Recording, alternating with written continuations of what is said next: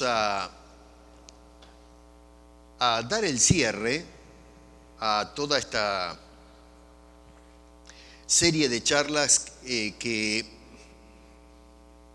se enfocaron en qué es lo que la Biblia tiene que aportar acerca del tema de la ofrenda y últimamente los diezmos.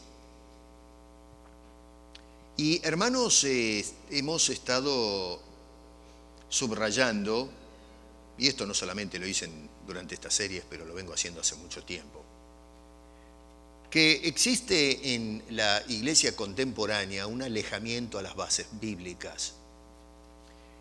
Y si hay algo que está dañando el testimonio de la iglesia, es la forma en que se está manejando el asunto de la mayordomía, las finanzas, es decir, cómo se administra el dinero en las congregaciones. Y hemos visto en las últimas décadas fenómenos sorprendentes de iglesias que francamente se han enriquecido, y especialmente pastores que se han forrado los bolsillos de plata a costas de, en fin, la propagación de una mentira, gente que hoy siguen o se hacen partidarios de un caudillo, personas que tienen cierto carisma, que gritan y hacen todo un espectáculo cuando se trata de la predicación del Consejo Santo. Y hoy nos encontramos, ya estamos entrando en la segunda década del siglo XXI. Y esto va de mal en peor. Entonces, fue apropiado hablar sobre este tema. Y hay mucho más para tocar. Lo que pasa es que, en fin, no vamos a pasarnos toda la vida hablando acerca del mismo tema. El título de hoy es Un dador generoso y alegre, pero bíblico, lógicamente, ¿no? Pero es un dador generoso y alegre. Me vinieron a mi mente las palabras del salmista. Hoy no voy a enfocarme en una exposición, voy a trabajar un poquito, voy a cerrar con 1 de Corintios capítulo 16, y Primera de Corintios, y después voy a saltar a 2 de Corintios 8 y 9, que ya lo expuse esto. Si ustedes se van otra vez a los videos, en la serie de las ofrendas, porque terminamos con, hagan memoria, hablamos últimamente sobre el diezmo y lo antibíblico de ese tema del diezmo.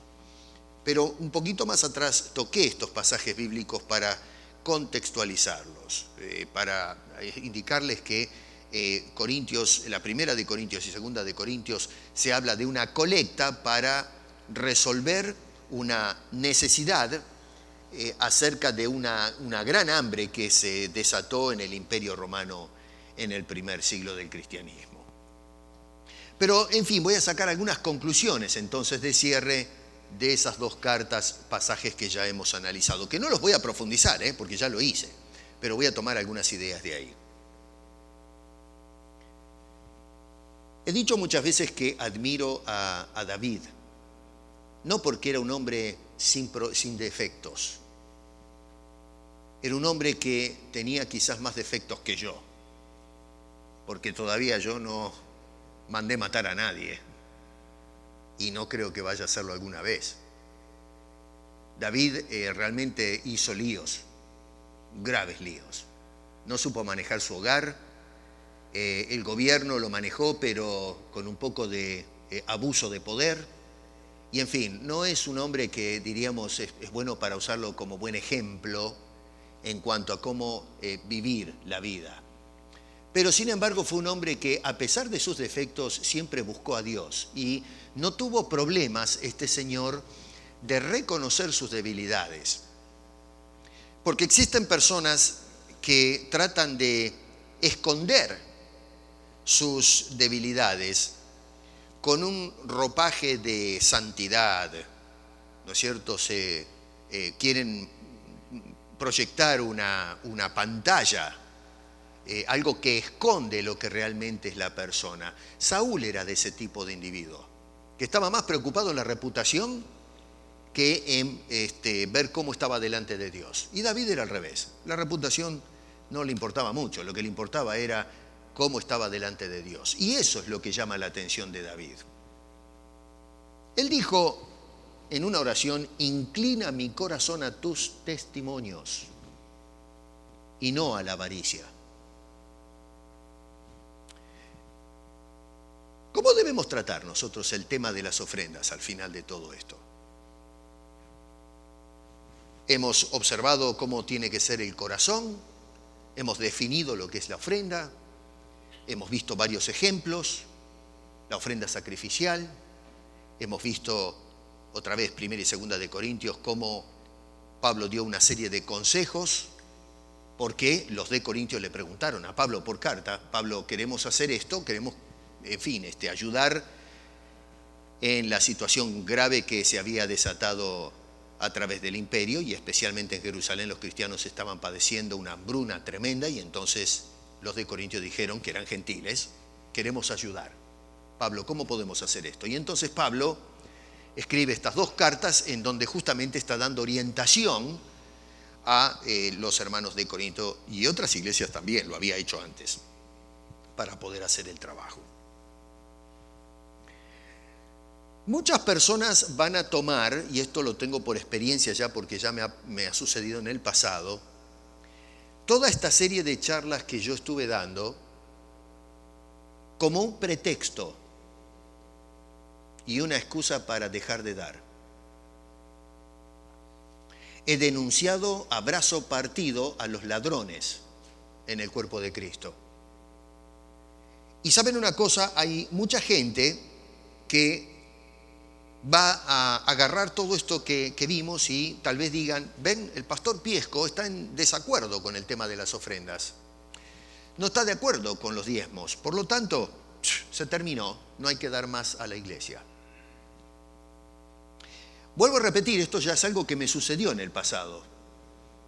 Y bueno, ya no es culpa mía, ya es un asunto del corazón de cada individuo. En la actualidad se levantan hombres que están denunciando este fenómeno que hoy catalogamos como el evangelio de la prosperidad, que hemos escuchado mucho. No sé, creo que la mayoría, si no todos, ya a estas alturas creo que están familiarizados con ese término. Y esto se habla de este énfasis antibíblico y sobrecargado, que si nosotros damos más, entonces Dios nos va a prosperar. Como que entramos en una especie de intercambio o trueque con Dios. Si yo le doy plata, entonces Dios me bendice. Y lo que estamos haciendo, francamente, es un ejercicio comercial en donde lo que hacemos es comprarle a Dios las bendiciones. Llegamos al almacén del cielo, Dios está detrás del mostrador y yo le digo: Señor, acá te traigo $5,000, vengo a comprar tus bendiciones. Eso es, muchos dirán: no, pero eso no es así. Eso es así, porque cuando le decimos a la persona: si usted no trae plata, no trae los diezmos, entonces Dios le tira la maldición. O si usted trae plata, Dios lo bendice. Eso es lo que usted está haciendo, está comprando el favor de Dios. Bueno, magnífico cuando escuchamos a las personas, y yo soy uno de los que ataca, pero severamente, el evangelio de la prosperidad. Se levanta mucha gente y se ponen a aplaudir puestos de pie. ¡Hurray! Así tenemos que hablar. Hay quienes me escriben y me dicen: siga predicando así, pastor, a través del canal. Siga predicando de esa manera, siga exponiendo y enjuiciando a estas personas. Pero cuidado. Porque así como tenemos que tener cuidado del evangelio de la prosperidad, tenemos que tener cuidado con la propagación del evangelio de la avaricia, que es tan nocivo y tan pecaminoso como el otro extremo. Necesitamos establecer el balance en este asunto. Hoy muchas veces algunos se agarran del evangelio de la mezquindad.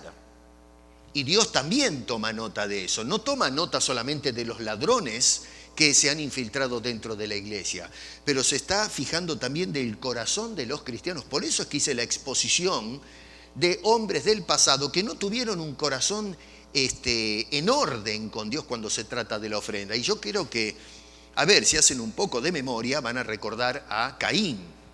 que trajo ofrenda a Dios, pero Dios dijo, no, el corazón de Caín no está en orden y por lo tanto rechazó a Caín y su ofrenda. Y dice Caín y su ofrenda, no la ofrenda y a Caín, sino al revés.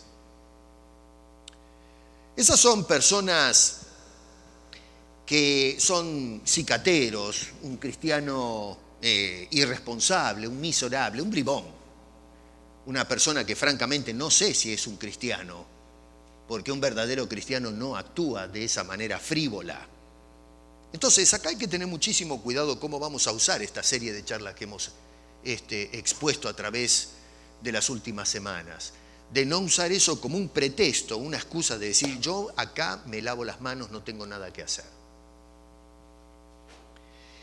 Es malo el que quita plata al pueblo de Dios. Y estoy seguro que Dios está tomando nota de eso. No me cabe la menor duda, lo hizo en el pasado y estoy seguro que lo está haciendo en el presente. Y cada uno que le ha robado al pueblo de Cristo va a dar su debida cuenta. No se van a poder escapar del juicio de Dios. Deberían estar temblando en los rincones de sus casas, porque el juicio de Dios viene sobre todas esas personas que se están enriqueciendo a costillas del pueblo de Jesucristo. Así que a ellos les digo, prepárense, porque el juicio viene, y viene con toda la furia, y la justa furia de Dios.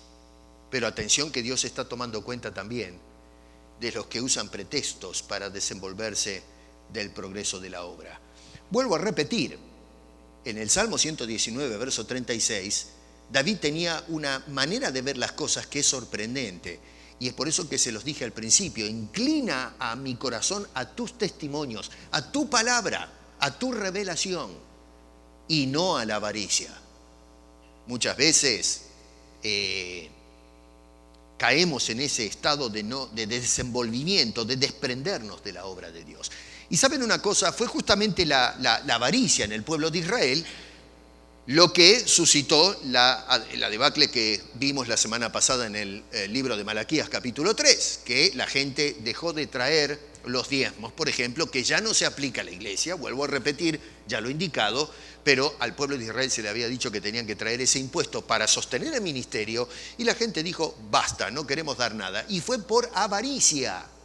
Gente que fue encaminado mal por los sacerdotes, y entonces colapsó el ministerio en Israel y terminó la sociedad entera en una situación crítica que todo el libro de Malaquías es una reprensión tanto a los sacerdotes como al pueblo de haber abandonado la fe, la ley y todo lo que Dios prescribía en el Antiguo Testamento. Hoy, si bien es cierto que no estamos, según el apóstol Pablo, bajo el régimen de la ley como en el Antiguo Testamento, sin embargo, el Dios que adoramos es el mismo que se adoraba en el pueblo del Antiguo Testamento. Y Dios espera de nosotros un corazón íntegro y sincero con Dios, de la misma forma que lo esperaba del pueblo de antaño. ¿Qué sucede si dejamos de ofrendar? ¿Qué sucede si nos ponemos todos los cristianos de acuerdo y decimos, basta, se terminó, no vamos a dar más dinero para la obra? ¿Qué sucedería hoy? Estamos a punto de entrar en un nuevo año y nos ponemos todos de acuerdo con eso. El otro día mencioné el libro de Ezequiel, ¿se acuerdan la historia del Valle de los Huesos Secos? Bueno, así terminaríamos nosotros. Terminaríamos petrificados, la obra paralizada. Ya no habría predicadores, no habría edificios donde congregarnos, no habría misioneros, no habría Biblias, desaparecería la luz. Entonces terminaríamos condenando a las personas al destino que cada uno merece.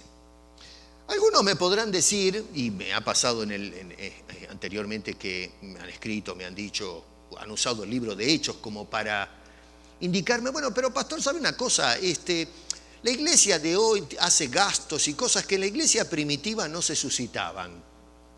Y se utiliza entonces capítulo 2, por ejemplo, del libro de Hechos.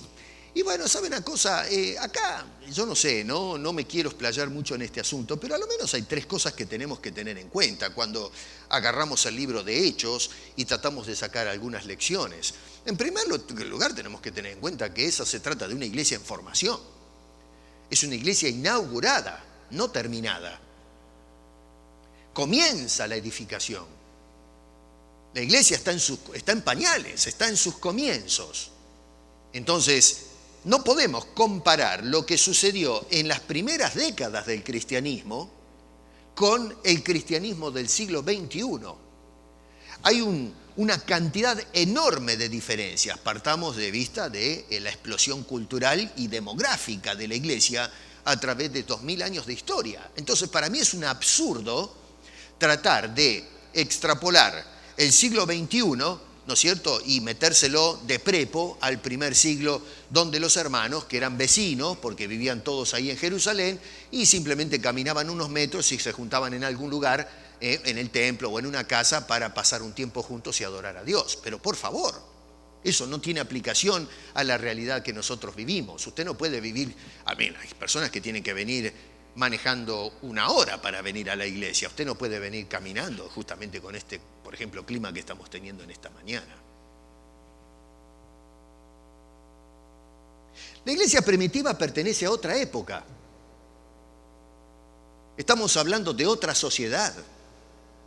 Y por encima de todo es una iglesia que se manejaba en economías diferentes.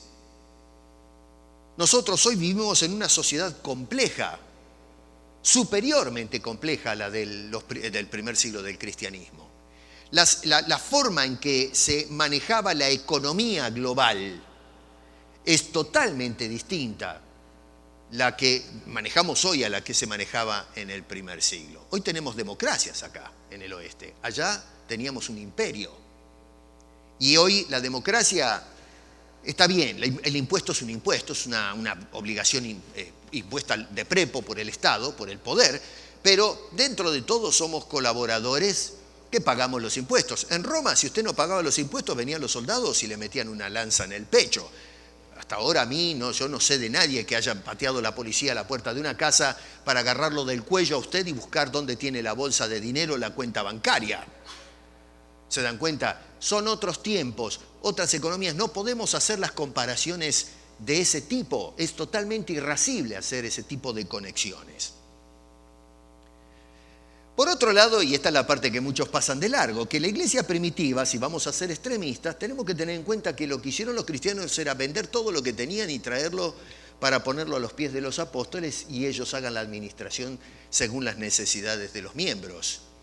Bueno, ya que muchos fanfarronean con aplicar a rajatabla el libro de los Hechos, ¿por qué no va y vende todo lo que tiene y me lo trae a mí? Y entonces yo lo distribuyo entre todos ustedes, ya que somos tan fanáticos y vamos a aplicar las cosas sin considerar el contexto. Hagamos eso, venda su casa, venda su auto, venda su ropa, venda todo, la olla, los platos, venda todo y tráigame la platita y me la pone. Ojo que hay algunos caraduras que lo hacen, venda todo y tráigaselo al apóstol. Bueno, me lo pone ahí y yo entonces voy y lo reparto. ¿No es cierto que es absurdo? En el siglo XXI eso no se puede hacer. Es una cosa totalmente desenfocada. Entonces hay que tener mucho cuidado con no usar las escrituras con las mismas intenciones que los que usan las escrituras para robarle al pueblo de Cristo Jesús. Manipular la Biblia para robar o para ser avaro es manipular las escrituras y es fallarle a Dios. No hay manera de escaparle. Así que en este asunto, en cuanto al libro de Hechos, el uso del libro de Hechos hay que tener mucho cuidado.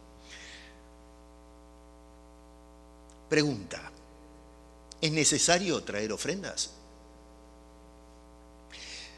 La respuesta que le voy a dar le va a llamar la atención, pero es depende. Depende. ¿Depende de qué? Bueno, depende qué es lo que nosotros entendemos por necesario. Y para eso nosotros necesitamos, y es de vital importancia, definir el concepto necesidad. Que muchas veces hoy hablamos de necesidad, es necesario traer ofrendas, pero ¿qué queremos decir con necesidad? El concepto necesidad, palabra que en nuestro idioma español y en otras lenguas la palabra necesidad define algo que es ineludible, algo que es inevitable, por eso decimos es necesario. Entonces implica la escasez de algo específico que se tiene que proveer. Lo que implica esa necesidad y esa escasez es la importancia y la urgencia de proveer ese algo que no existe o que no está para suplir o satisfacer una necesidad dada. Pero cuando se trata de Dios, Dios no tiene ningún tipo de necesidad. Dios no necesita de nada ni de nadie. Dios no está sentado en la gloria esperando que nosotros hagamos algo porque tiene una necesidad inherente. Y si nosotros, la criatura, no actuamos, no estamos satisfaciendo una necesidad natural de Dios. Acá ya estamos entrando en el ámbito de la naturaleza divina. En la teología, en la rama de estudio de las cosas de la religión, de las cosas de Dios y de sus planes, hay una palabra que voy a decir que tal vez la mayoría de los que están acá nunca la han escuchado. Y me refiero a la palabra aceidad. Esto se utiliza en los círculos académicos, aquellos que estudian, ¿no es cierto?, la teología, aquellos que son más, que se esmeran más y quieren aprender más y entran en los términos ya más complejos para describir, en este caso, la naturaleza divina y más específicamente los atributos de Dios, las cualidades de Dios. La palabra aceidad, que viene del latín y es ace, y significa por sí. Y lo que se quiere describir con la palabra aceidad, es decir, uno de los atributos de Dios es su aceidad, estamos tratando de describir que Dios es de sí mismo. Y con esto lo que se describe es que Dios no necesita absolutamente de nada ni de nadie más que de sí mismo para su existencia. O sea que yo no le aporto nada a Dios. Dios hoy no va a ser más Dios o menos Dios por algo que yo haga o yo le dé. Dios es el mismo ayer, hoy y siempre, con o sin la criatura. Dios es totalmente trascendente, fuera de toda la creación, es solo dentro de la economía trinitaria, ¿no es cierto? Es decir, no depende, no está ligado a la creación. Esto es importante porque nos ayuda entonces a dar un paso atrás, sentarnos y evaluar, bueno, ¿realmente cuando yo estoy dando ofrenda le estoy haciendo un favor a Dios? ¿Me está esperando todos los domingos Dios para que yo le traiga dinero? Bueno, eso es importante entonces considerarlo. Dios no necesita en absoluto la intervención de la criatura para ser. Él no depende de nada ni de nadie. En otras palabras, Dios es todo y autosuficiente. Además de esto, Dios es absolutamente independiente en sus decisiones de la colaboración de toda criatura, sea un ángel o sea el ser humano. Es decir que cuando se trata de tomar decisiones o accionar, Dios no espera y no recibe la colaboración de ninguna de sus criaturas para hacer algo. Dios es absolutamente autodeterminante. Lo que Dios quiere hacer, lo hace. Esté o no esté a favor la criatura, sea un ángel o sea un ser humano. Nadie puede torcer el brazo de Dios. Nadie puede mover el brazo de Dios. Nadie puede obligar a Dios. Ninguna persona puede cambiar los propósitos de Dios. Ningún ser creado determina la determinación divina. Lo que Dios se determina, eso es. Por eso es Dios. Dios no necesita sentarse a consultar con nosotros. A ver, ¿qué te parece? ¿Hago esto? Dios no inclina el oído para esperar la oración del consejo del cristiano. Dios diciéndonos, a ver, ¿qué te parece, hijo? ¿Doy este paso o mejor me quedo quieto? Y de alguna manera ser influenciado por la opinión de la criatura para tomar algún tipo de determinación o decisión. Un pasaje que para mí es sorprendente y que muchas veces no lo tomamos en cuenta cuando hablamos de estas cosas, lo encontramos en Juan. Y es claro, en la lectura pasamos de largo, pero si ajustamos el ojo un poco más clínico y pensamos un poquito más teológicamente, captamos la idea de algo que muchas veces pasamos de largo. En Juan capítulo 5, verso 26, miren lo que dijo el Señor. Es Jesús el que dice esto, Porque como el Padre, escuchen esto, tiene vida en sí mismo. Y eso es para parar y pensar, porque es muy filosófico lo que dice allí. Filosófico en el sentido de que, tenemos que aplicar la razón para entender la revelación acá, qué es lo que realmente está diciendo el Señor. Porque vuelvo a repetir, nosotros leemos rápido y no nos detenemos a meditar en la magnitud de lo que está diciendo. Lo que dice es que no hay nadie antes de Dios o fuera de Dios que le dé a Dios, que le otorgue a Dios, que Dios tiene una necesidad que alguien le imparta vida o que lo traiga a la existencia.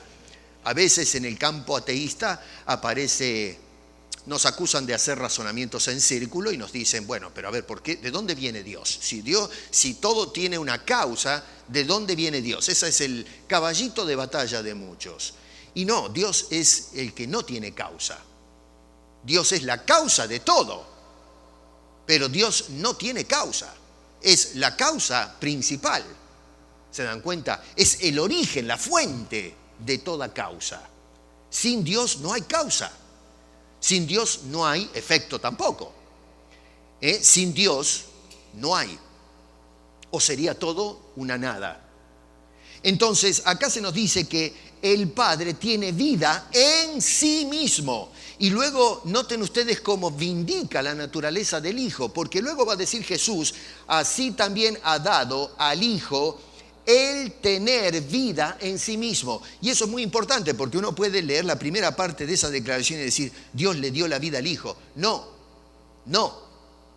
Lo que está diciendo es que la vida del Hijo es en sí mismo. O sea que lo que está diciendo es que el Hijo es esencialmente tal como el Padre. No es que Dios le dio vida al Hijo creándolo. No, dice que Jesús tiene vida en sí mismo. Él es vida.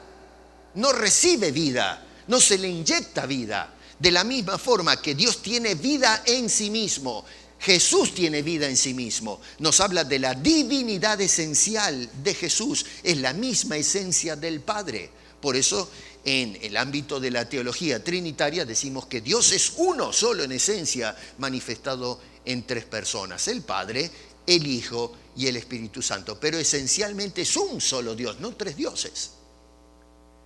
El contexto de ese pasaje es muy importante porque, otra vez en el verso 21, no los quiero marear mucho con esto, pero dice, porque el Padre levanta a los muertos y les da vida, así también el Hijo a los que quiere da vida. Lo que está diciendo entonces es que nosotros sí tenemos una necesidad.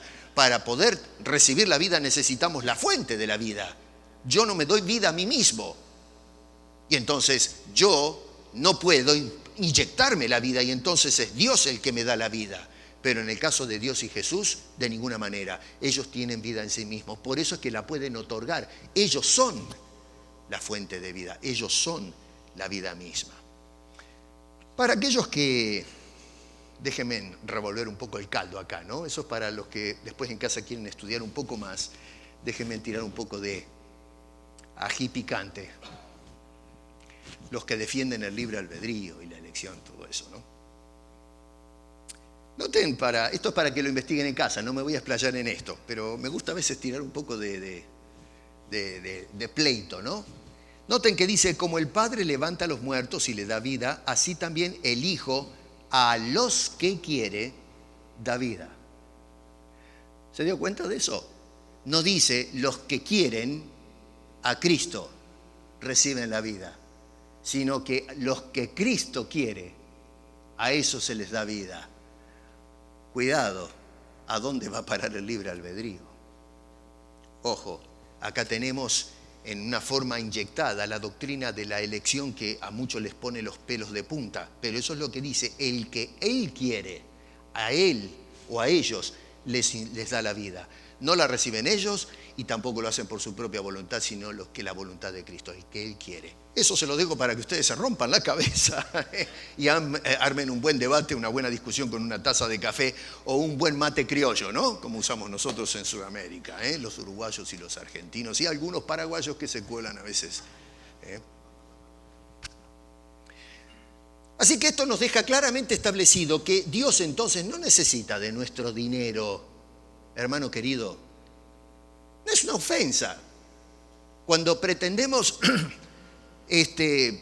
inyectarle a la gente en la psiquis de que, bueno, yo tengo que traer la plata porque Dios necesita de mi dinero. No, señor. La aceidad de Dios determina que no tiene ninguna necesidad, no solamente de nuestro dinero, no necesita nada de la criatura, absolutamente nada. Nosotros somos los que necesitamos de Dios. Ahora bien, ya llegamos a la conclusión, entonces, por eso dije, debemos definir lo que entendemos por necesidad. Y por eso dije, ¿es necesario traer ofrendas? Depende. En cuanto a Dios se refiere, no, Dios no necesita que le traigamos ofrenda. Ahora, la ofrenda, cuando nosotros traemos la ofrenda, ¿de qué se trata? Bueno, es un acto de reconocimiento, es un acto de acción de gracias, es un acto de honrar a Dios, del quien viene toda la bendición, de quien viene, Él es la fuente de la vida y la fuente de nuestra existencia y de todos nuestros bienes.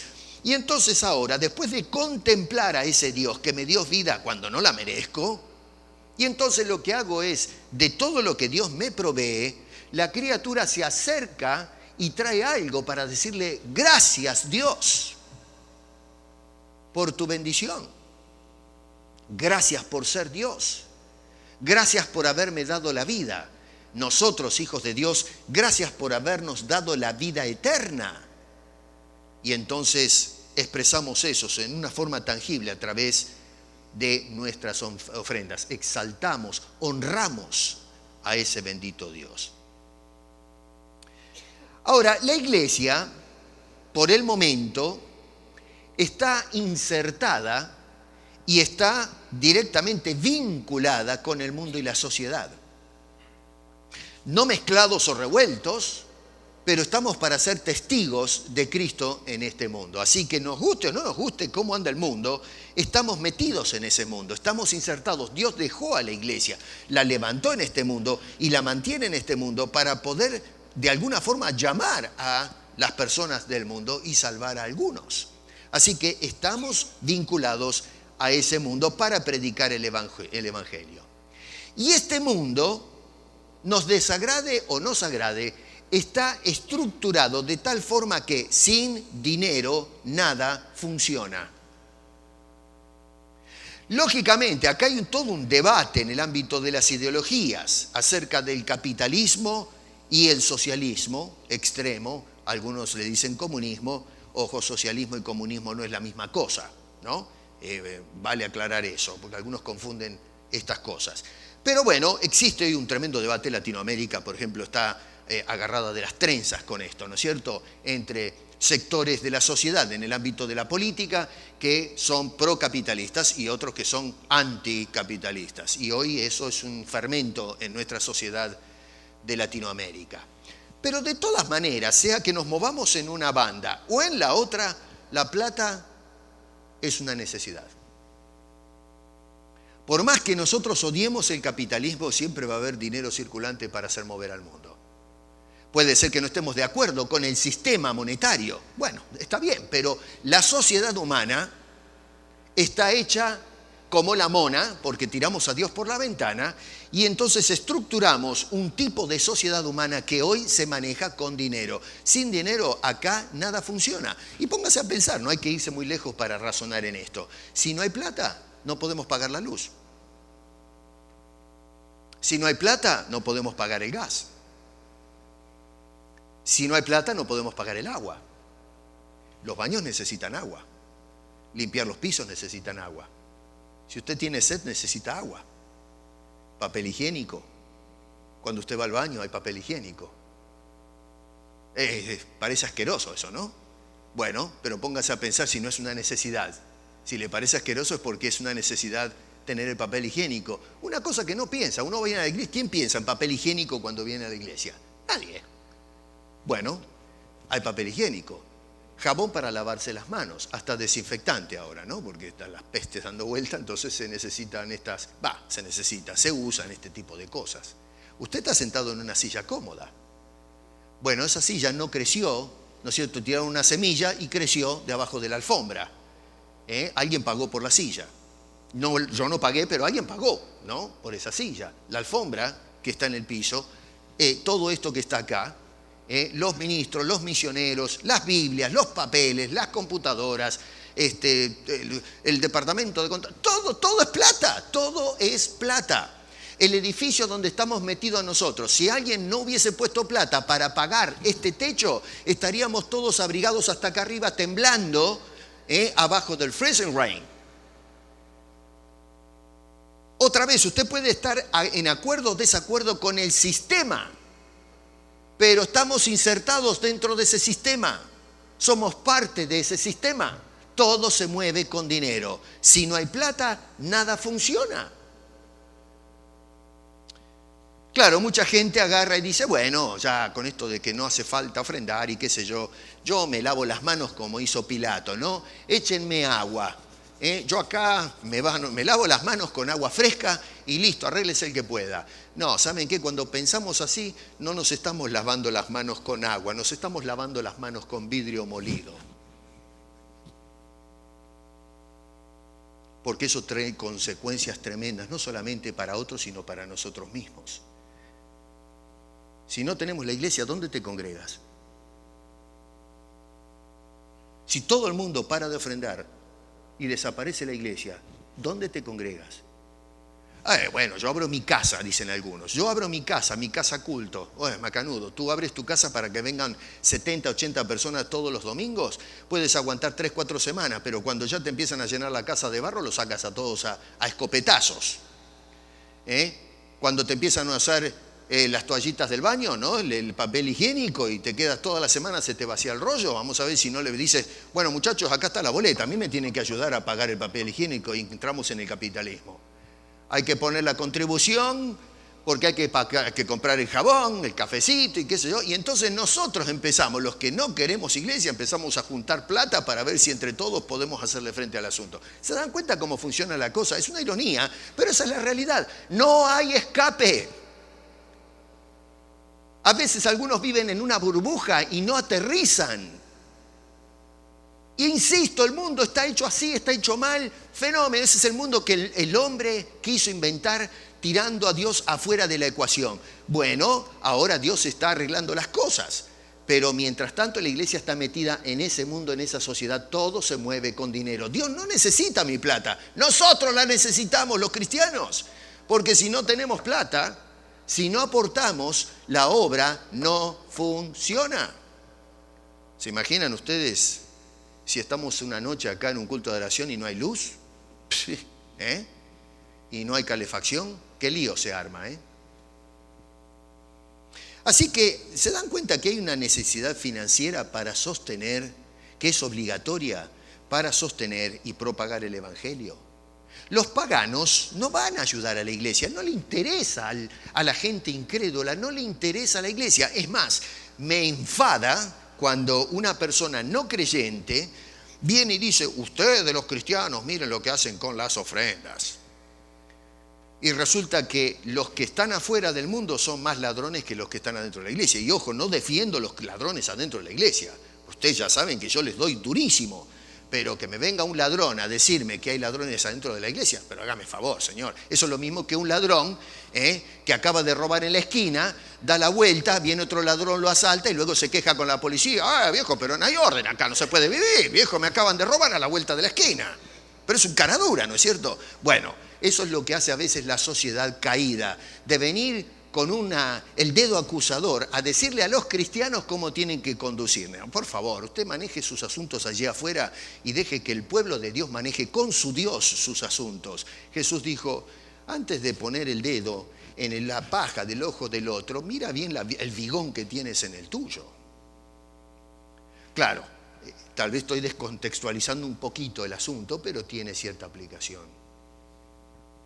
¿De qué manera podemos nosotros contribuir en el sostenimiento del ministerio? Ahora sí, llegamos al punto práctico de todo esto.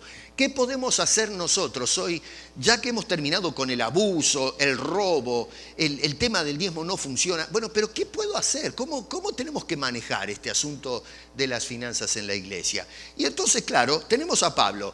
Y otra vez, acá no quiero descontextualizar a Pablo porque Pablo está respondiendo a una carta que enviaron los de Corinto para decirle: Pablo, queremos participar en ayudar en una colección para los que están pasando hambre en Jerusalén. ¿Qué podemos hacer? Y Pablo escribe esta carta y dice: esto es el consejo que les doy. Entonces, ese es el contexto. No voy a explicar todo el pasaje porque ya lo hice, los remito a los videos. Pero en el verso 2, Pablo otra vez le da una serie de consejos. Y yo tomo esos consejos porque Pablo, para mí, es un hombre que pensó en estas cosas.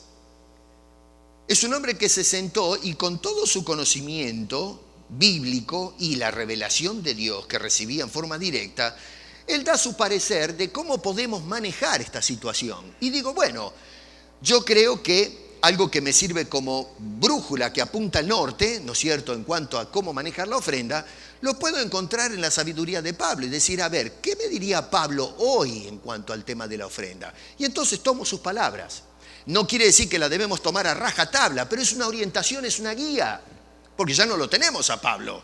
Pero entonces lo que dejó por escrito nos puede servir a nosotros de orientación.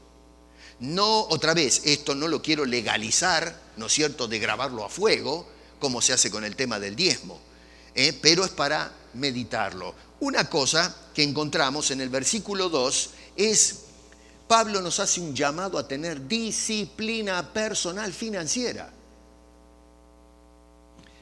Noten que en el verso 2 dice, cada primer día de la semana, cada uno de vosotros ponga aparte algo, según haya prosperado, guardándolo para que cuando yo llegue no se recojan entonces ofrendas. Otra vez, se puede leer ese versículo parte por parte para ir parando y reflexionando en cada cosa. Dice, cada primer día de la semana. Segundo, cada uno de vosotros. Tercero, ponga aparte algo. 4, según haya prosperado. 5, guardándolo. Y 6, para que cuando yo llegue no se recojan ofrendas. Así que ahí tiene usted para en casa hacer todo un trabajito, a lo menos 6 puntos de cada expresión y analizarla a fondo. Yo no voy a hacer eso porque no los quiero aburrir esta mañana con eso. Noten que lo primero que notamos allí, o lo que me llamó la atención, es que dice ponga. ¿Lo ven eso en el versículo? Ponga. Dice, cada uno de vosotros ponga aparte. Bueno, ese ponga, en el original, poner, es un presente imperativo. Y ese presente imperativo habla del momento, de la hora, pero habla de continuidad. El imperativo es una orden, es una cosa que se debe hacer compulsivamente. Y nos preguntamos, bueno, pero ¿por qué Pablo usa esa expresión? Y lo que está tratando, nos está hablando al usar el imperativo de que debemos adquirir el hábito de hacer esto. Es decir, a ver, ¿cómo se adquiere un hábito?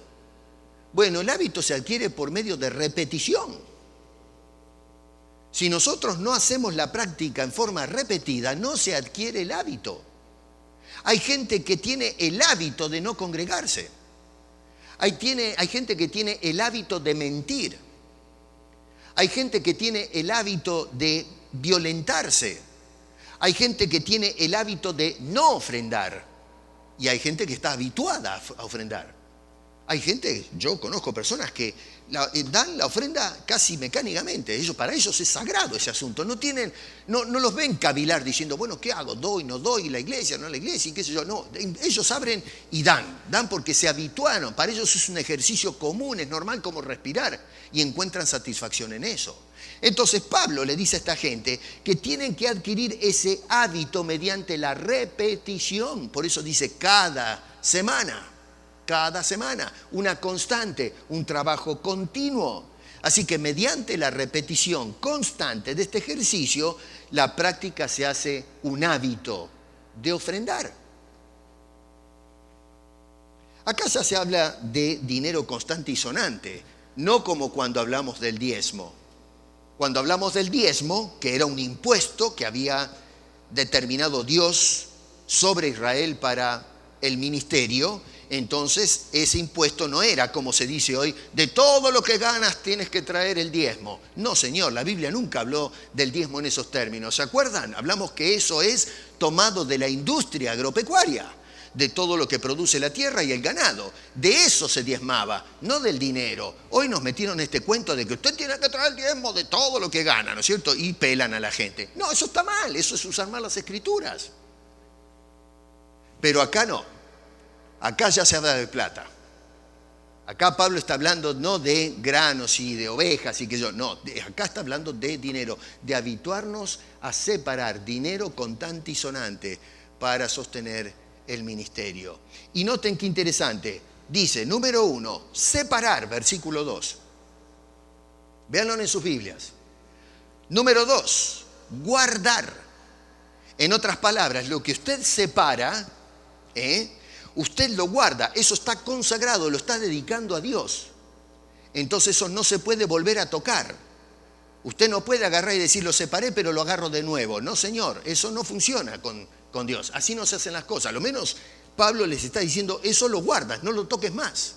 Y luego hay que entregarlo. Versículo 2. Otra vez, dice allí, para que no se recojan ofrendas. Eso había que dárselo a los encargados para llevar eso a Jerusalén. Y en el versículo que sigue, noten que dice, cuando haya llegado a quienes hubiera designado por carta, a estos enviaré para que lleven vuestro donativo. ¿Qué quiere decir donativo? Algo que se da. Es dar. Así que tenemos esas tres cositas. Separar algo de lo que ganamos, guardar y número 3, entregar. Ahora, el asunto es, ¿cuánto debemos separar? Y esa es la pregunta. ¿Cuánto debemos separar para apoyar el ministerio? Pablo dice, noten qué interesante, según haya prosperado. ¿Se dio cuenta que no dice porcentajes? Traigan el 10%. No, es un asunto entre usted y Dios. Según cada uno haya prosperado. Y ¿saben una cosa? Esa frase, haya prosperado, en el original, en griego está en voz pasiva. Según, la traducción correcta sería, según haya sido prosperado. Y esto es importante porque no se trata de que yo prosperé, sino que Dios me prosperó a mí. Yo soy el que recibo la acción. ¿Me entienden? A veces, otra vez, se pierden un poquito estos detalles, pero la voz acá es pasiva. Según cada uno haya sido prosperado. Es decir, que me tengo que sentar y evaluar, Dios, a ver, ¿de qué manera me prosperaste? Y entonces me siento con papel y lápiz y la calculadora, si la tiene o si no, si sabe hacer cuentas, y usted hace las cuentas y dice, bueno, Señor, voy a separar algo de todo esto que tú me has prosperado y conforme a lo que me prosperaste te digo, gracias y entrego esto, hago un donativo, lo separo. Ese es el consejo de Pablo.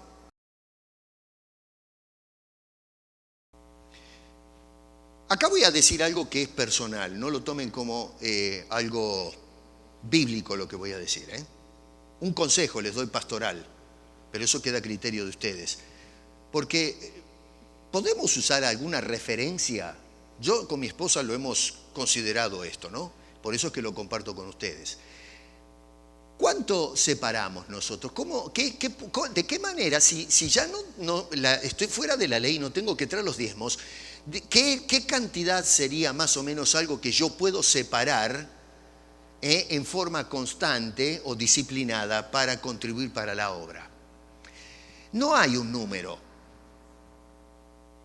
Pienso yo, y esta es mi opinión personal, insisto, no tienen que decir, pastor, nos enseñó que la Biblia dice esto. No, señor, esto es algo de ya muchos años de análisis del asunto, de vivir en el Evangelio, y simplemente les doy un consejo nada más.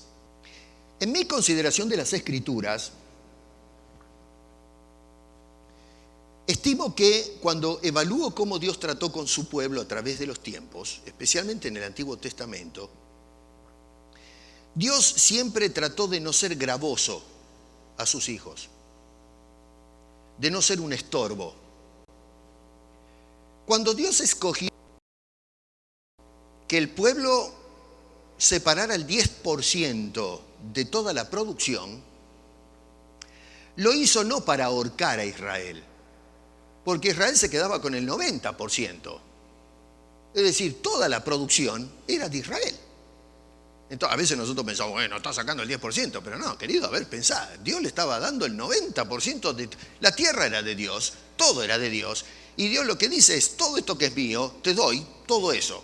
Y lo otro no se lo agarra Dios porque lo necesita, sino que con eso se beneficia el pueblo, porque con ese 10% se mantenía el santuario, los sacerdotes, y ellos alimentaban espiritualmente al pueblo, eran los consejeros, los orientadores. Así que Dios lo que está es armando una economía a través de una constitución, que es la ley, para beneficiar al pueblo, no beneficiarse de Dios. Dios no se... A veces uno puede pensar, bueno, es que Dios se quedaba con el 10%, pero no seamos obtusos, no seamos tarugos para pensar. El 10% quedaba en Israel. Dios no se agarraba el 10%. Ojo, hoy la iglesia, los pastores se agarran el 10%, pero eso ya es robo, eso es otra cosa. Pero en cuanto a Dios se refiere, no. Así que Dios dijo, ustedes en la economía del país saquen el 10% y eso va a servir para ayudarles a ustedes en sus necesidades espirituales. Yo estimo que, siendo que en el Nuevo Testamento no se da una cifra que nos sirva como norma, nosotros podemos tomar como punto de referencia ese 10%. Este es mi consejo. Usted se sienta cuando agarra el cheque, el sueldo, que puede ser mensual, quincenal, semanal, o yo qué sé, como usted se maneje con las finanzas, es un asunto de usted, su familia y Dios. Se sienta con su esposa y hagan cuentas. Siéntense en hacer cuentas. Y cuando habla con su esposa, dice, bueno, ¿cuánto podemos contribuir para la causa, para el Señor? Entonces ponga ese 10% como referente. Y entonces usted hace las cuentas y dice, ¿podemos dar 10%? Tal vez podemos dar 15%, porque hay gente que, otra vez, Pablo dice, según Dios le haya prosperado. Si Dios me prosperó, ¿no es cierto? Una persona que es, pero le está forrado en plata y tiene, en fin, no necesita más nada, bueno, puede dar un 15%, un 20%. Se dice por ahí que el dueño de Colgate, ¿no? El de las pastas dentífricas y todo eso, cuando habló con Dios, dice, Señor, si me prosperas, te voy a dar el 90% de mis ingresos y yo me quedo con el 10%. Y Colgate dice que estalló, hizo una empresa multinacional, y el hombre se hizo multimillonario con el 10%, lo demás lo dedicó todo a misiones. Una cosa, no sé si será cierto, hay que corroborarlo, pero he escuchado esa historia, ¿no? Que es para pensar, ¿no? Si eso es cierto. Algo parecido pasó con el de Kentucky Fried Chicken, creo también, algo por el estilo. Otra vez, corrobórelo bien, no quiero decir que eso es así, no me quiero meter en camisa de once varas con esto, ¿no? No me gusta engañar con estas historias. Pero en definitiva, lo que nos sirve entonces es un punto de referencia. Si usted sea honesto con Dios, porque usted puede decir, no, pero yo la verdad es que no puedo pasar de 10. Cuando resulta que Dios me mira y dice, no, nene, si yo te he bendecido y puedes dar más de 10, bueno, Dios nos va a tirar la oreja, va a decir, vení para acá, querido, vos podés engrupir a mis hijos, pero conmigo, te estás metiendo conmigo, a mí me vas a engrupir. Yo soy tu Dios, conozco tu corazón, yo sé lo que te di, yo sé cómo te prosperé. ¿Cómo me vas a decir a mí, tu Dios, tu Salvador, me vas a decir que no puedes? Vamos. Así que con Dios no se juega, pero otra vez, eso es personal. Nada tiene que ver el pastor o los líderes de la iglesia, es entre usted y Dios. Usted arréglesela con Dios, que Dios se la va a arreglar con usted. Entonces agarra y se siente y dice, bueno, voy a usar esta brújula, 10%, voy a tratar de apuntar a ver si puedo separar el 10%. Tomando la cifra del Antiguo Testamento. De repente usted puede, y entonces da el 10%. De repente puede dar el 15%, el 20%, el 30%, el 50%, la mitad de su salario. Bárbaro, imagínense qué tremendo es de poder dar la mitad de su salario. Eso quiere decir que está muy bendecido y entonces puede dar en gratitud a Dios y sostener la obra con el 50% de su salario. Hay otros que dicen, no, pues yo no vivo pelando la frecha, no puedo dar el 10%. Bueno, pues del 9, el 8, el 7, el 5, el 3, el 1. Pero usted tiene un punto donde algo para apuntar. Yo quiero llegar a ver si más o menos apunto a esa cifra. Y entonces me siento a hacer cálculos según Dios me ha prosperado. Si me prosperó mucho, digo, bueno, vamos a ver si le pego al 10%. Y si no, bueno, pero por lo menos intenté, hice el esfuerzo. Como dice David, ¿se acuerdan que estudiamos? No daré a Dios o no ofreceré nada que no me cueste. Entonces tengo algo, una cifra de referencia. Esto es un consejo, no le estoy diciendo traiga el 10%. No quiero caer en la hipocresía de algunos que usan la doctrina del diezmo para eso, porque sería una contradicción, que le estoy diciendo no vale y luego por otro lado le estoy diciendo traiga el 10%. Eso es entre usted y Dios, no es mi problema eso. Le estoy dando un consejo de cómo manejar la situación, más o menos lo que le dijo Pablo en otras palabras. Ustedes siéntense, hagan las cuentas y según Dios le prosperó, ustedes separen cada semana algo. Así que un punto de referencia es, Dios pidió al pueblo de Israel el 10%, pienso yo, porque no quería ser gravoso a la nación. Dios es un Dios justo y estimo que Dios dijo, bueno, esto creo que no va a quebrar la economía nacional, por lo tanto, entonces traigan el 10%. Así que pienso yo que un 10% es una cifra saludable. Yo escuché una vez a un inversor, una persona que aconsejaba cómo organizar las finanzas en el hogar, y recomendaba a esta persona que en cada hogar donemos el 10% de nuestros saberes a beneficencia. Eso acá no se pagan impuestos por esas cosas y cosas por el estilo, pero este hombre decía, de la economía que usted maneja, trate de dar, aunque sea un 10% para en fin, algún lugar de caridad o algo por el estilo. Y eso me llamó poderosamente la atención porque lo dijo un pagano. Y yo digo, bueno, si un pagano piensa así, ¿no deberíamos considerarlo nosotros los hijos de Dios? Otra vez, haga usted con esa información que le estoy tirando lo que usted quiera, es entre usted y Dios. Yo simplemente estoy dando una referencia más o menos para que usted pueda ver cómo se sienta en casa, hacer las cuentas y tener un punto hacia donde apuntar. Entonces, la persona que pienso yo dice, no, a mí no me interesa, yo eso no lo voy a hacer, no voy a dar nada. Está bien, bueno, no de nada. Pero eso me muestra algunas cosas acerca de su cristiandad. Una persona que por un lado desconoce que Dios lo ha prosperado y lo niega con sus hechos. A veces en la iglesia hay personas que dicen, aleluya, Dios me prospera, bendito sea Dios, pero después no se envuelve. Bueno, esa persona está mostrando que desconoce que Dios lo ha prosperado y lo niega con sus hechos. La segunda cosa que pone de manifiesto es que no le importa. La persona que dice no doy, sencillamente no le importa. Y está bien, no le importa la obra de Dios, es su prerrogativa. Yo no tengo ninguna autoridad para decirle a usted le tiene que importar. Yo le puedo decir lo que dice la Biblia, pero si usted escoge no importarle a Dios, ese es su problema, usted va a tener que darle cuentas a Dios entre usted y Dios lo va a llamar a cuenta. Que no le quepa la menudo es un pecado y usted va a tener que responder a Dios. Pero de mí, si yo me desconecto, me desenvuelvo, lo que estoy mostrando es, a mí no me importa la obra de Dios. A mí lo que me importa es el TV a color. Que en lugar de tener unos 70, quiero tener uno de 150 metros para que lo vea todo el vecindario. En lugar de tener un auto de 4 ruedas, quiero tener uno de media docena de ruedas para poner la pileta de natación en el medio. Y cosas, qué sé yo, disparates por el estilo. Es decir, me interesa esto, no me interesa lo otro. Ese es su problema con Dios.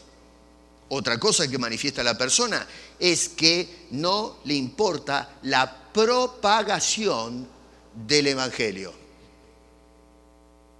Me interesa que me hablen del Evangelio, ya soy salvo. Y los otros que se arreglen, ese no es mi problema.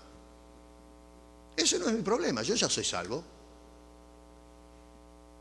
Y por último, ¿saben lo que expone? A un avaro.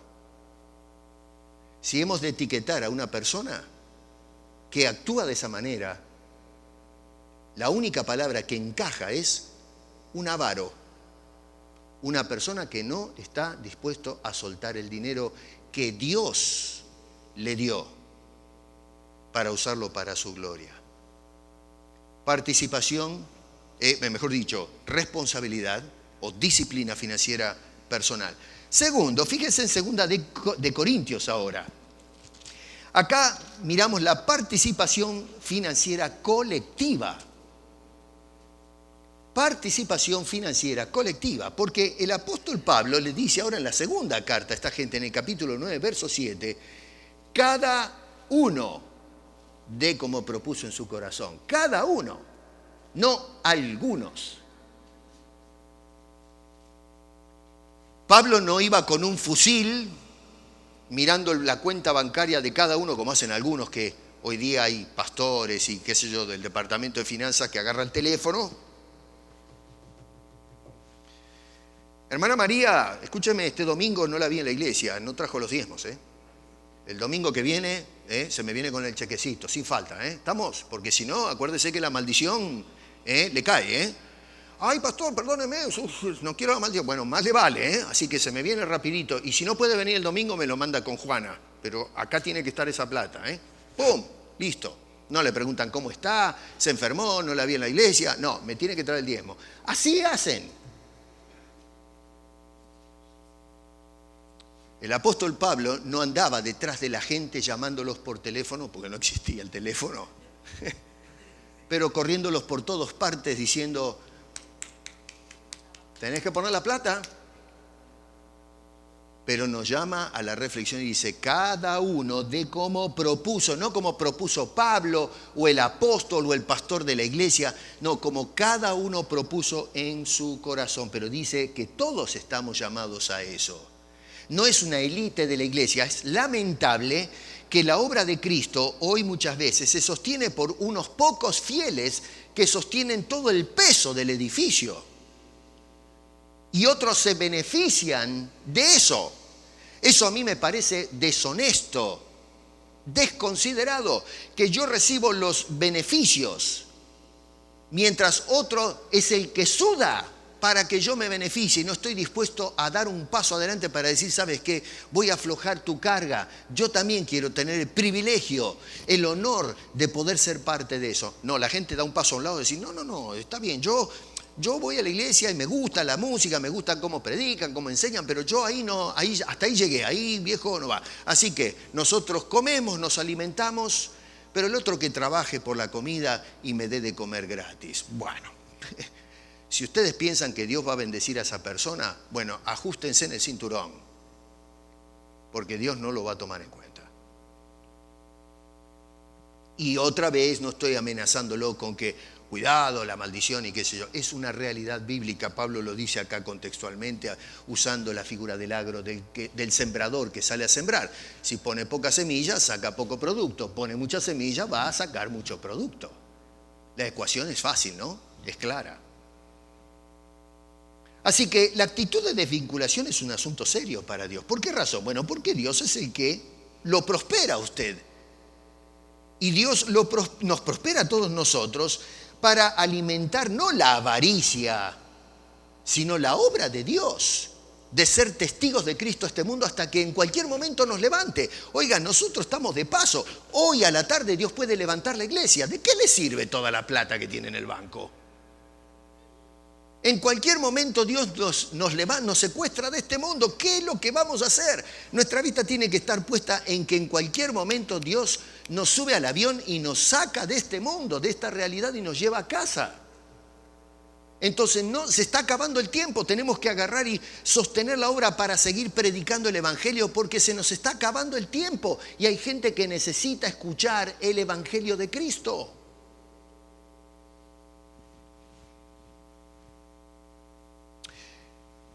¿Qué espera Pablo de los creyentes? ¿Se dio cuenta que no les impone en ningún momento la ley? ¿Dónde ve a Pablo diciendo, traigan los diezmos? Sin falta. Nunca dice eso en ninguna carta, jamás. Ni siquiera les impone la ley, al contrario, dice que ya no estamos bajo el régimen de la ley. Dice, no se preocupen de la ley. Nuestra ley es Cristo Jesús. Él cumplió la ley por nosotros, sino que cada uno considere en el corazón cómo ha de proceder. Pablo confía en nosotros, hermanos. Pablo, cuando dice estas palabras y lo deja ahí a que cada uno dé como propuso en su corazón, está poniendo su confianza en que somos cristianos maduros, que no tiene que venir alguien a decirme, hermano, mire, usted haga la cuentita, ponga esto, así, así, así. No, nosotros tenemos que ser maduros, sentarnos y decir, Señor, mira, tú me has prosperado, hago las cuentas y digo, esto es lo que tengo que hacer. Y tener convicciones. Es triste que a veces los cristianos nos conducimos como niños. Parece la iglesia un jardín de infantes, donde hay que estar todo el tiempo corriéndolos con la varita, chiquitos, pórtense así, hagan así, guarden acá, pongan allá. El apóstol Pablo tenía confianza en esta gente que se van a sentar delante de Dios, no delante de Pablo, del inspector de la iglesia, de estos sinvergüenzas que hoy le roban a la gente, sino que cada uno en casita, con su esposa, con su esposo, los chicos, se sientan juntos y oran y dicen, ¿qué podemos hacer para el Señor? ¿Qué podemos regalarle al Señor? Bueno, vamos a hacer esto mensualmente, quincenalmente, vamos a apoyar la obra con esto. Y juntos como familia hacen ese sacrificio, porque es un sacrificio, cuesta ganar la plata. Tampoco es cuestión de decir, la plata sobra. No, hay que ganarse, decimos en mi tierra, ganar el mango cuesta. Bueno, es cierto, claro que cuesta. Hay que trabajar. ¿Cuántas horas nos tragamos en la oficina o en las máquinas sudando para hacer el peso? Claro que cuesta. Pero es hermoso cuando Dios nos bendice con el trabajo para poder nosotros estar trabajando en la obra de la expansión del Evangelio. Y entonces, para ir más o menos cerrando rápido algunas cosas, Pablo, ¿qué espera de nosotros entonces? ¿Qué espera del cristiano en forma personal? Número 1, verso 6, generosidad. Generosidad. Noten que dice allí, pero esto digo, el que siembra escasamente, también segará escasamente. Y el que siembra generosamente, generosamente segará. ¿Qué quiere Pablo? Que seamos generosos. La palabra acá es eulogía, que en muchos lugares se traduce como bendición. Entonces, lo que Pablo está diciendo en realidad es que seamos de bendición. ¿Por qué? Porque Dios me ha bendecido primero. Y entonces, como Dios me ha bendecido, yo soy de bendición, soy una canilla abierta. Yo no soy el agua, soy la canilla por donde pasa el agua, el caño por donde pasa el agua. Por nosotros corren los ríos de agua viva. La bendición viene de Dios, Él es la fuente de la vida, no yo. Yo no bendigo cuando doy plata, es Dios el que bendice. Porque, a ver, pero hermano querido, piensa un poco. Si yo me enfermo, si Dios por casualidad saca la mano y caigo en una enfermedad grave y voy a parar al hospital, no puedes trabajar. Si no puedes trabajar, no tienes ni para comprar la aspirina. Y a la postre, si no puedes cumplir con los otros gastos, vas a perder la casa, el auto y qué sé yo cuánto más.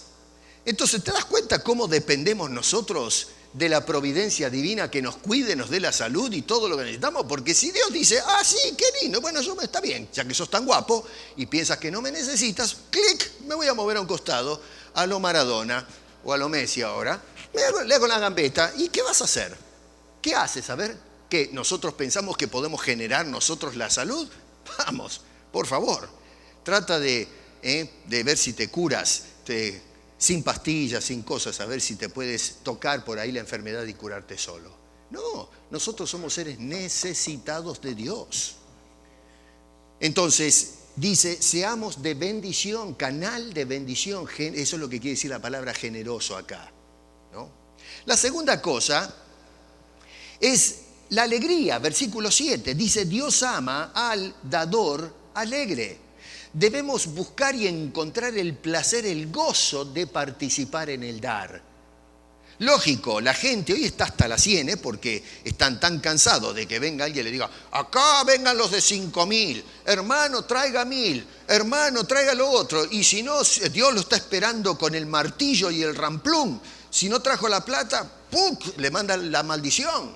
Y está, pero Dios es un perro rabioso, ¿no es cierto? Buscando a ver quién trajo la plata. Es una cosa increíble. No, mi querido, nosotros tenemos que encontrar el placer. La gente hoy está desquiciada, lógico, y tiene razón, claro.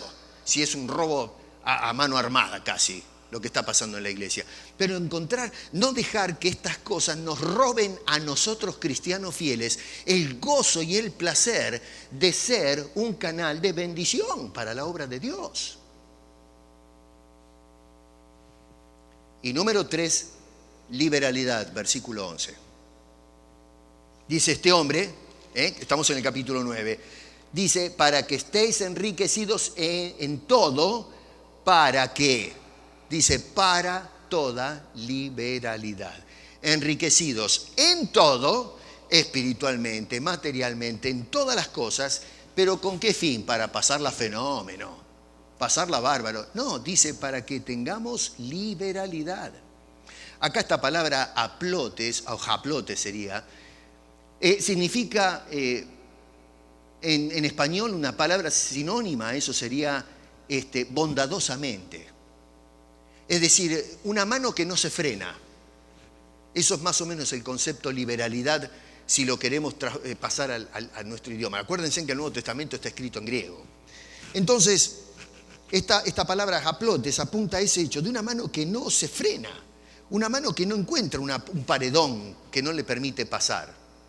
Está hablando de una persona bondadosa cuando se trata de dar. Eso quiere decir la palabra liberalidad, sin restricciones. Cuando una persona actúa de esa manera, despierta la acción de Dios en beneficio de todos, en especial de aquel que es usado por Dios. Es algo tremendo como Dios deposita toda su gracia sobre la persona que está dispuesta a hacer este asunto, estas recomendaciones de Pablo. Miren ustedes, ¿qué dice? Verso 7, Dios ama al dador alegre. Miren el énfasis. Verso 8, Dios da abundantemente al dador alegre. Y verso 10, Dios multiplicará aún más al dador alegre. Es Dios el autor de todo esto, no el cristiano. El enfoque está puesto totalmente en Dios. Y todo esto produce, en última instancia, acción de gracias. No hay que dar sino a Dios.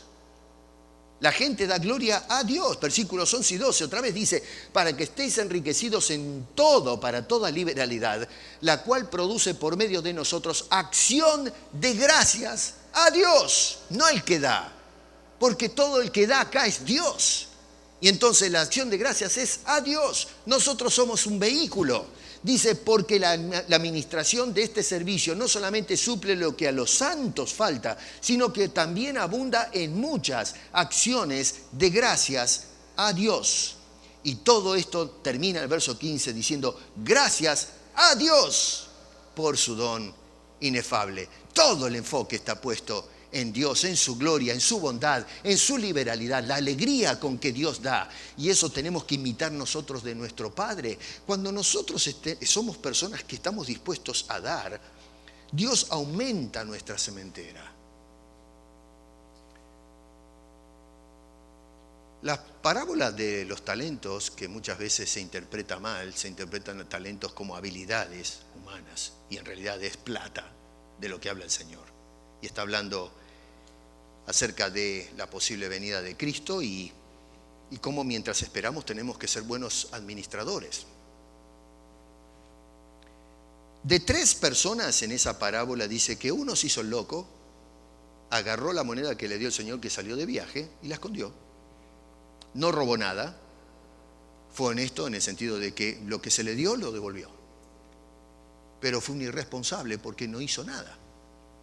Y el Señor no le dio, el que se iba, no le dijo, toma, te doy mis intereses, que era mucha plata, un talento era mucha plata, a uno le dio 5, era una fortuna, y no le dio la plata para que la deje ahí.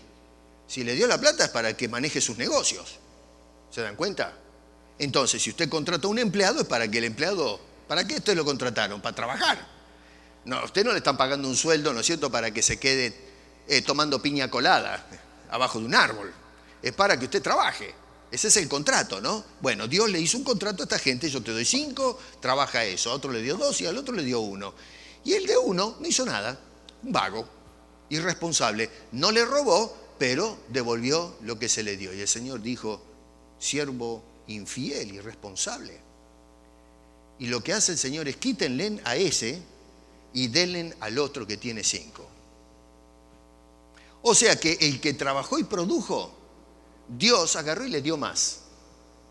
Le dio más y produjo más. Me imagino, no habla nada del salario de ese hombre, pero me imagino que lo mantenía varón, le convenía a un siervo así. ¿Por qué Dios te va a bendecir? Dime, tío, ¿por qué Dios tú piensas que te tiene que bendecir cuando tú le estás robando a Dios? ¿Por qué piensas tú que Dios tiene la obligación moral de bendecir tu trabajo cuando tú te importa un pepino las cosas de Dios? Lo que Dios va a hacer es decir, no, bueno, si no te interesan mis cosas, arréglate. Y lo que va a hacer es darle más a aquel que tiene los ojos puestos en el cielo. Y claro, lo vemos al hermano diciendo, pero ¿cómo prospera? ¿Cómo puede ser, hermano? ¿Cómo hizo para conseguir trabajo tan rápido? ¿Cómo hizo para cambiar de auto? ¿Cómo puede ser que usted esté todo el tiempo en la iglesia metido y todo lo que usted hace prospera? Bueno, porque el Dios de esa persona está vaciando bendición, porque produce es un buen mayordomo. Pero si usted es una persona irresponsable, no es serio con Dios, ¿por qué Dios va a invertir en alguien que no sirve? Lo que va a hacer Dios es agarrar a ese hijo y lo va a sentar en la silla y va a empezar a darle, nene, mirá, tenemos que empezar a conversar y empezar a adoctrinarlo para que se despabile. Y entonces Dios no nos tira a la basura, nos va a tratar de enseñar a punta de Biblia para que maduremos, florezcamos, se abra el capullo y entonces al fin me caiga la ficha y diga, bueno, Señor, ahora entiendo, ahora quiero que me uses para tu gloria. Eso no quiere decir que voy a empezar a dar ofrenda para que Dios me bendiga. No, ese no es el principio. Si haces eso, estás cayendo otra vez en el tema del evangelio de la prosperidad. No es algo que sale del corazón, es un acto de gratitud. Dios me ha dado y entonces en base a lo que Dios me dio, vengo con la bandeja y le digo, Señor, esto te lo entrego a ti. Gracias por haber hecho esto. Pero eso entre tú y Dios. Yo no tengo la autoridad de venir a decirte a ti, mire, Señor, usted no dio el 10% esta semana, Eso no es mi trabajo, no es el trabajo de ningún hombre y te insto a que no te dejes robar por los chantapufis que se metieron adentro de la iglesia. Hagamos todo para la gloria de Dios. La ofrenda, hermano querido, es un acto voluntario, pero dictado por una comprensión clara de la bendición de Dios sobre nuestra vida. Y si hay una bendición que Dios ha manifestado hacia nosotros es haber dado todo por nada. La vida de su Hijo Jesucristo. Tú no tienes que darle a Dios nada para la salvación. Es totalmente gratuita. Dios colgó a su Hijo en ese madero para que a través de sus brazos extendidos y su preciosa sangre corriendo por esos clavos pueda darte a ti la salvación y la vida eterna. La entrada al reino de los cielos. Las mansiones eternas de Dios.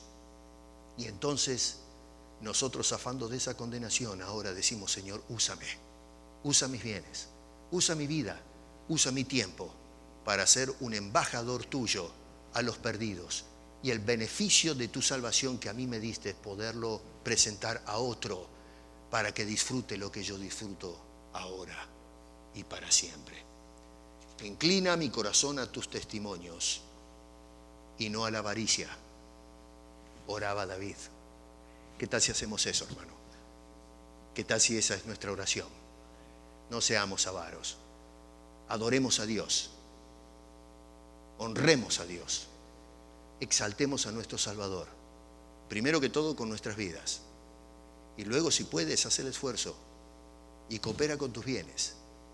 Es entre tú y Dios, de la forma en que Dios te prospere. Pero haz un esfuerzo y verás cómo Dios comenzará a hacer grandes cosas con tu vida. Te lo garantizo, no porque yo tengo la autoridad para hacerlo, sino porque me lo dice la santa palabra de nuestro poderoso Dios. Padre, muchas gracias por tu palabra, gracias por tu salvación, gracias por tu presencia en nuestras vidas, gracias por todo lo que nos das. Tú prometiste que si buscamos primeramente el reino de Dios y su justicia, todo lo demás que necesitamos aquí abajo será añadido. Y tú lo añades. Nosotros podemos dar fe de que eso es cierto. Padre, ayúdanos a ser dadivosos, a dar, pero bíblicamente, a no ser objetos del raticidio del robo, de la delincuencia que se está dando, como sucedió en los tiempos tuyos cuando viniste a la tierra, que el clero, aquellas personas que dirigían al pueblo, los sacerdotes, los escribas, los fariseos, robaban en tu templo, Señor. Tú sacudiste las cuerdas, acusando que habían convertido la casa de oración en cueva de ladrones. Hoy la iglesia se ha convertido en una cueva de ladrones. Límpiala, por favor. Manifiéstate con esas cuerdas una vez más y que puedan ser sacudidas con violencia, con ruido firme, para que se salgan despavoridos los mentirosos, los farsantes, los apóstoles del demonio, y que pueda quedar una iglesia limpia, cepillada, lustrada, y entonces podamos venir con nuestras ofrendas y arrodillados ante esa bendita cruz, presentarlas con acción de gracias y decir: Señor, heme aquí, tu siervo, toma, todo lo que tengo es tuyo, te lo doy para tu gloria. Ayúdanos, Señor, a tener otra vez esa comprensión clara de las Escrituras en lo tocante a las ofrendas, para darte gloria y honra a ti. Te lo pedimos en el precioso nombre de Cristo Jesús. Amén.